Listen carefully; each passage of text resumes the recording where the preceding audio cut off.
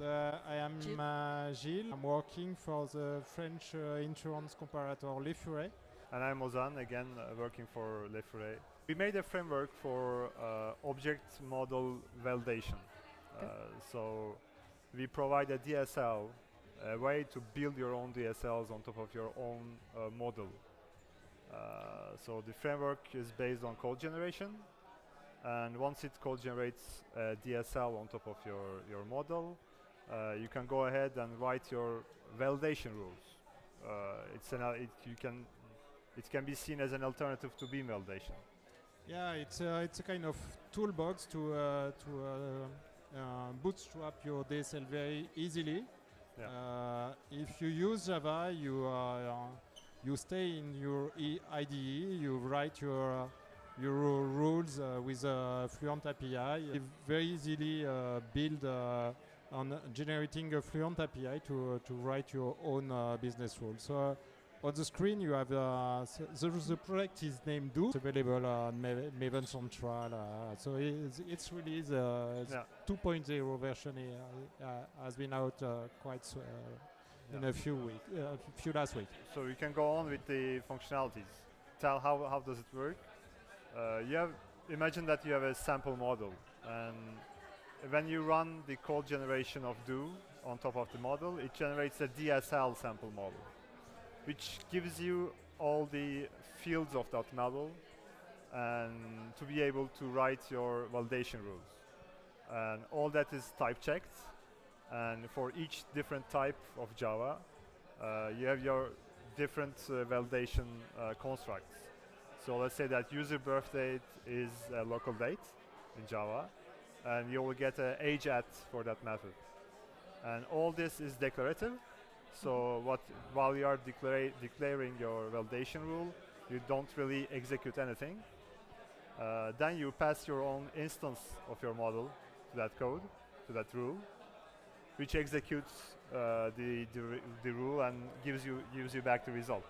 Yeah, and it's completely relying on the lambda runtime of Java 8. So it's very, very fast. All the optimization available in the JVM for lambda leverage the performance of dOOv. So it's quite fast compared to the other approach to do the same job. So it's a tool. How do you deploy it? Like, in other words, is it a plugin? Is it an application? How is that integrated with other? So you have a jar for runtime. Yep. So you will depend on the jar during the runtime, and you have Maven and Gradle plugins for code generation. Mm-hmm. Once you code generate once you integrate into your project, you are good to go with your runtime jar. That's all. And we have a third jar to test the validation rules that you are writing. So it's an extension on AssetG framework. But maybe we can tell about the natural language output. So yes, after you write your business rules with the DSL approach and with the Fluent API, you could obtain the rule in a natural language, just in plain text. You could very easily make proof checking that the business logic is right in your runtime application. Yeah. And that's exactly what we have done for Fluent. We are our first own user, so yes, we use dOOv. We use it a lot. We are near.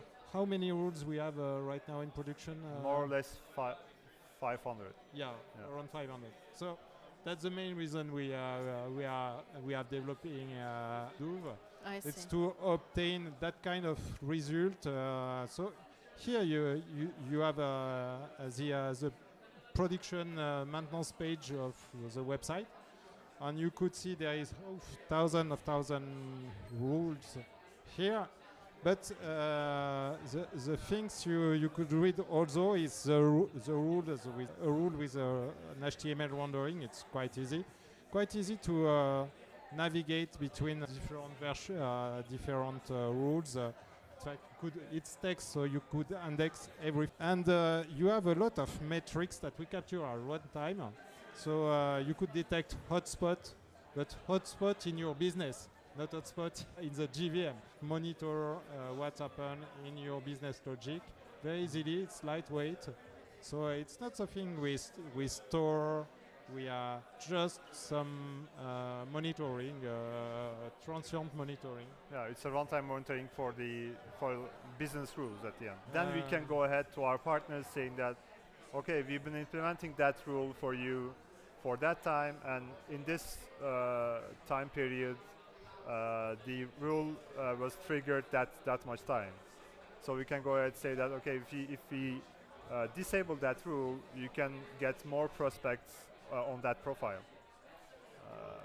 So that's the story. You have a rule in French because we are in Paris. All our business logic is described in French, but you could also switch and change your local very easily and stay with a fluent reading of the business rules. It's quite easy to run because it's only Java. You don't add any runtime or different kind of tools to manage in your code base.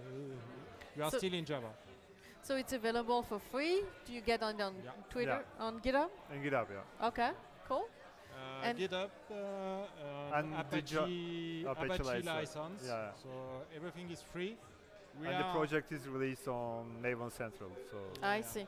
It's already available.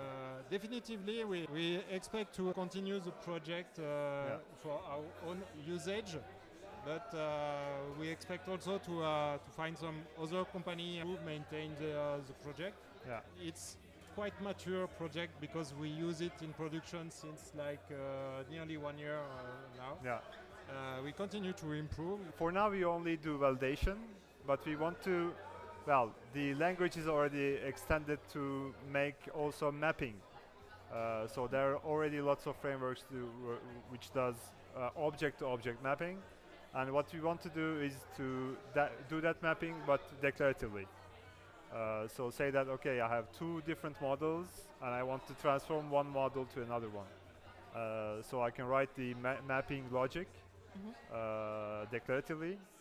On top of using the same constructs that we have in dOOv. So I see.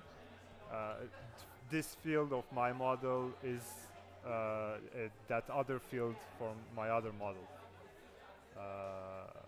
So the use case would be in big data, or what type of? There are lots of for our use case we don't use that much big data on that subject. But for our use case, we have lots of partners, and all the partners are we use their web services. And of course, there is lots of mapping code from our model to their model. And the code is really heterogeneous, and we don't know how we will get more code quality from that code. So going for a declarative approach, we want to increase the code quality, have the runtime metrics, and also the auditability of the mapping logic. So at the end, it's a contract between us and the insurance company. But on the other side, definitively, it's really shaped for performance. So we don't have usage for big data, but you don't have a strong overhead on. You could imagine to use if you have a need for a DSL on that side of your business. It's really compatible. I think so. Cool. So that's all. Thank you so much. Thank you for receiving us. Thank you, guys. Thank you.